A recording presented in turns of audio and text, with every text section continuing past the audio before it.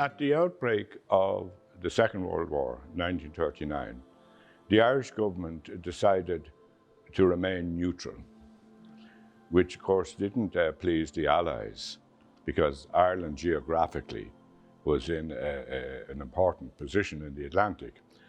So you start with that there was tension between Ireland and Britain over this neutrality. There was also a strong feeling in Ireland among a lot of people of pro-German sympathy. Now this is before the actual war and all the atrocities and so on, because the guns that were used in 1916 came from Germany. And they were sent in, and Roger Casement was landed on a German submarine. So there was a kind of general feeling of sympathy with the Germans. Now things changed as the war went on, things got very bad. Anyway, the government decided they were going to remain neutral, which they did throughout the war. At the end of the war, the situation in Germany was dire. It was bad everywhere, but in Germany it was dire. And there was no great sympathy for them. And one of the effects of the war is that you had all these thousands of children running wild. Either their fathers had been killed in the war, or in some cases both parents, or for various reasons they had become displaced. So they were living hand to mouth on the street. And the Irish have this streak in them which shows now and again, you have it now, for example, with the Ukrainians, sympathy with the underdog. And that comes from our history. All the emigration, we were the underdog. So there's this kind of sympathy down there for the underdog. So there was a group got together in Ireland that said, we ought to be able to do something for these German children. And it was called Save the German Children Society. They began to get support. Some government ministers were supportive, and people were sending in money. The question remained, what could we do? And it gradually evolved into, well, we could bring some children over here and we could look after them until such time as things settled down in Germany. And so they latched onto that. And through various contacts, the government decided, well, okay, fair enough. Now, they weren't bursting with enthusiasm, fair enough. And they put it under the general control of the Irish Red Cross, because the Red Cross would have the international connections over in Germany. And the next thing that arose up, well, where? Like, where could we? At this stage, money was rolling in, help the German children. The Irish have this disposition of just giving money. You have it even today, and in many instances, they're not fully sure of what they're giving the money to, but they give it anyway. And so they went again to the government and was rooting around, where is there and so on. And somebody come up, well, Glencree is up there, and it hasn't been used since the Reformatory closed, which was 1940. So this is 1945, 46, you know what I mean? So there wasn't that much. So anyway, yes, it was agreed. And the other attraction of Glencree is that they would be a bit out of the way, you know what I mean? You could do it, but it wouldn't be in your face, you know what I mean? Because the whole German thing in 1946 was very, very sad. So then it was, yes, great, and we could bring them to Glencree, and the OPW said they would do up Glencree. There was a day-to-day management of it, and in those days, religious orders played a big part in kind of social services and so on. So the French Sisters of Charity agreed to oversee the day-to-day management. Now, people of my age would remember them as what I call the butterfly nuns. They had these big head things. No, they don't. And they're called the Daughters of Charity now. So the French Sisters of Charity said, yes, they would oversee. And nobody better than the nuns to oversee the day-to-day operation of something. So here we are now, and all they needed was kids. But then the British were not in agreement with all this. And in those days, the children would have to be brought through Britain There was no other way of getting them here. In other words, they would come to Calais, then they had to come across to Dover, and then by train to Holyhead. There were no planes. That was the only way they could come. So they ran into that roadblock. And that roadblock was removed by a very unexpected source. Field Marshal Montgomery is Irish. Well, he's dead now, of course. And they approached, and Field Marshal Montgomery was the hero of heroes, almost like Wellington at this stage, El Alamein and all that. And Field Marshal Montgomery was approached on behalf of the Save the German Children Society by the Cardinal Archbishop of Westminster, the Catholic Cardinal Archbishop of Westminster, to see what could be done. And it was he who unlocked it. Now, the condition was they couldn't stop in the UK. They came in, Calais to Dover, and straight across to Holyhead and over to Ireland. But the route was cleared. So from mid-1946, children started to arrive here. Of course, you've got to understand the politics and the religion of the day. They all had to be Catholic. They all had to be Catholic.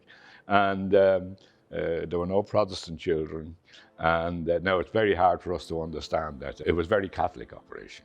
And that seems extraordinary nowadays, but in the world, in Ireland as it was then, that was perfectly okay.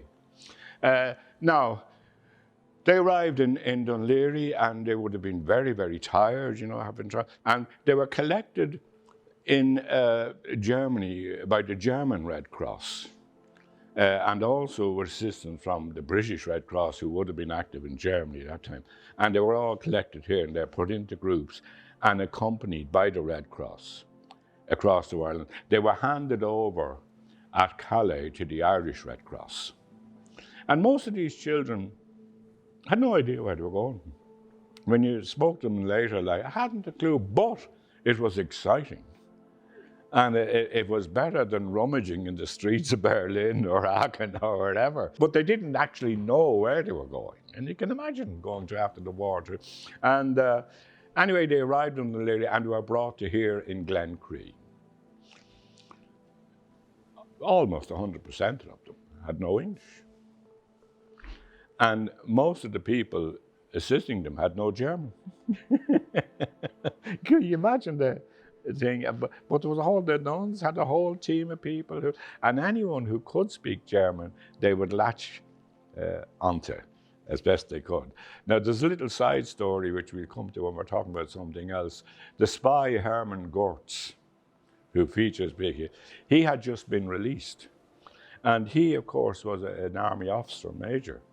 And he applied for and got the position of administrator here in the Operation Shamrock. He was the perfect man for it. He was German. He was a military officer, so he knew all about this. He spoke English and he spoke German. And he played a big role here until he was picked up, and that's another story brought up. But he was the administrator here for Operation Shamrock. So let's say the children arrive here, and they started to arrive. The first batches of them was coming into winter. Now, even today, it's a daunting sight coming up that road and in here. Can you imagine the children looking out of buses and so on and having no English and arriving? There's little stories told, for example, somebody in the market in Dublin had donated boxes of oranges.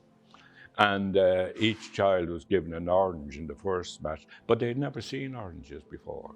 And they thought they were balls. So they started throwing them and kicking them and so on. But anyway, they were brought in here. There were lessons in English, of course.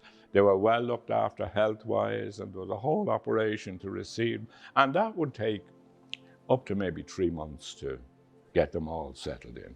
Meanwhile, word had gone out everywhere around the country, looking for volunteers to foster these children for 2 years.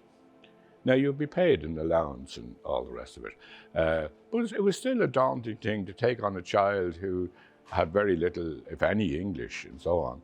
And But again, the Irish temperament, no more than thousands volunteered to take in Ukrainians recently, and they were queuing up here to foster the children. And all the children were fostered. It was a very successful operation.